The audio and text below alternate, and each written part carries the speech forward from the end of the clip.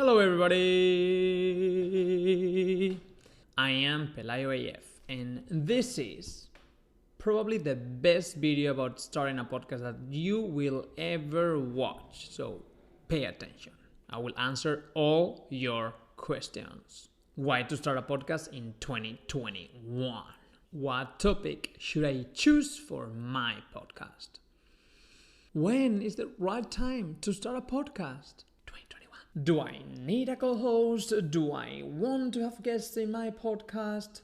And all the tools that you will need to make a successful podcast in 2021. For almost 2 years, I have been the host and producer of The Forbidden Apple, an Oscar award-winning podcast. So first of all, why podcasting?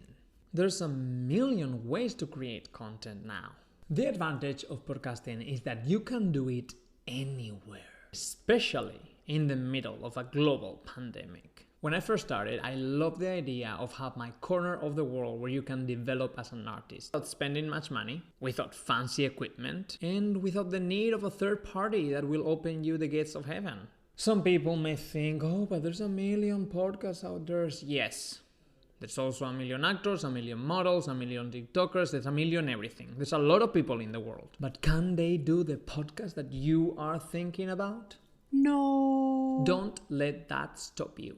Just make sure you're doing high quality content and in a constant basis. What should I discuss in my podcast? Choose your topic wisely. Will you be passionate and see yourself seeing this for 100 to 100 episodes? If the answer is no, it will probably not be interesting for other people either. I'm sorry. Keep searching until you find that something that will fuel you to keep going and going and going until the end. We got a question from our listeners. Please, 1 second. My problem is that I don't like my voice and I'm a little bit cringe when I hear it. What should I do? Do it anyway. Get used to your voice. You will not be nervous forever. You are nervous because you are doing something new and you're growing as a creator. You will get used to that feeling and your comfort zone will just keep expanding. Start recording. Start producing content. Very soon, those nerves will be transformed into your new skill, being an amazing podcast producer. Another question from upstate New York. Hello, when should I start my podcast, please? Thank you so much. I love your channel. Now, you can always improve your content. Your first episode will not be perfect. You will learn by working on your own content. I suggest that you start now and don't focus on having a perfect job A+ right away. Just focus on improving little by little and keep being constant. Hi, should I have a co-host or just be alone?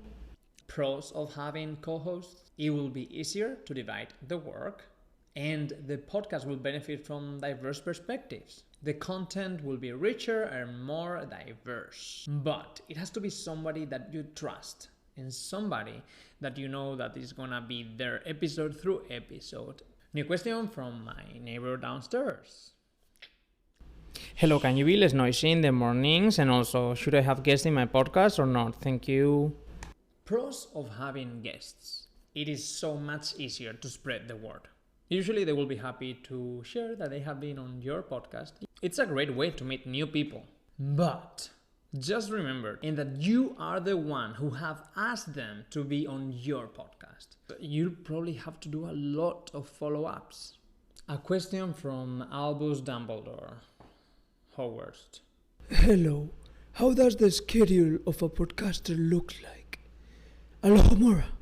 Just a warning, before starting recording your podcast, know that it's going to be more than just recording. You will have to prepare, edit, which is at least double the time of your recorded episode. Create descriptions, brainstorm titles, coordinate schedules, and promote the podcast, which basically takes time 24/7. Did you know I have a podcast?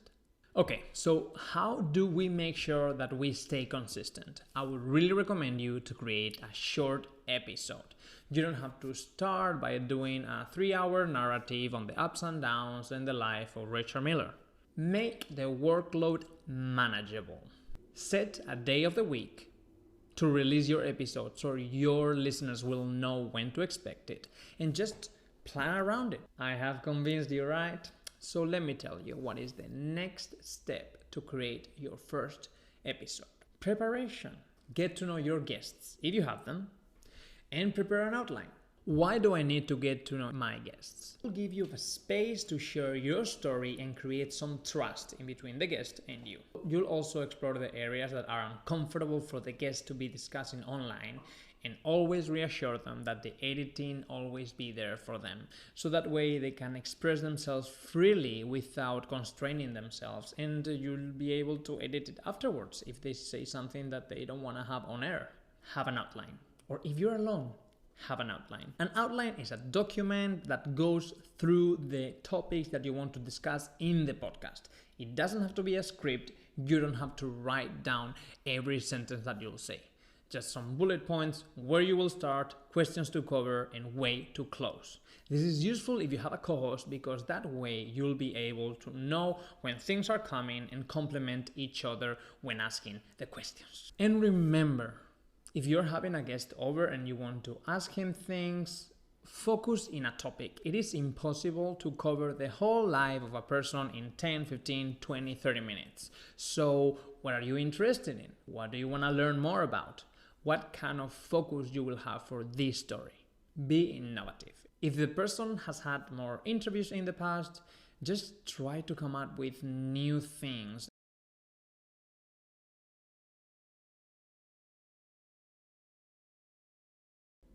No, you do not need a big audience before you start your first episode. Obviously, this will be useful, but not everybody has 24 million followers on Instagram like me. Creating an audience is not a sprint. It's a marathon. And where to start to promote? Where to start to get guests? Start with your own network. Who do you know that is interested in the same topics that you are?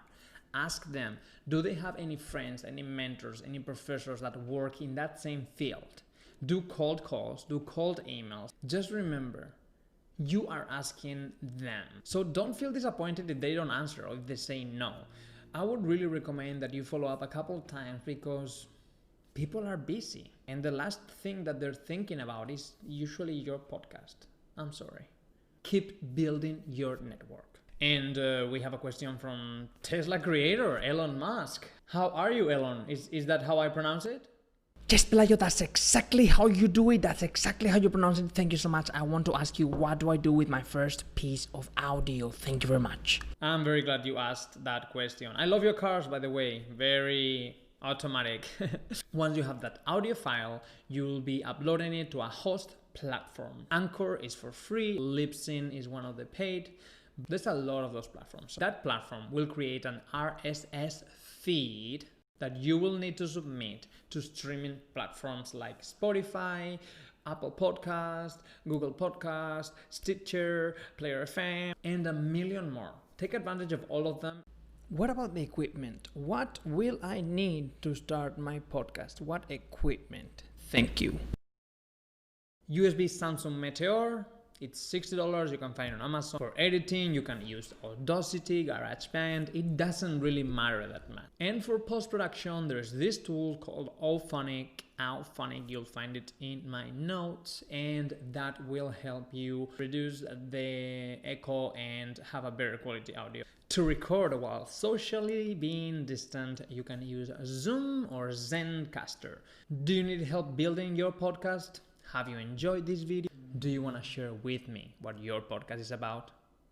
Because I don't care. No, I'm joking. You can always reach me out at pelayoaf, send me an email, message through here, comment. I'll be happy to answer your questions. And remember, keep being constant and quality over quantity.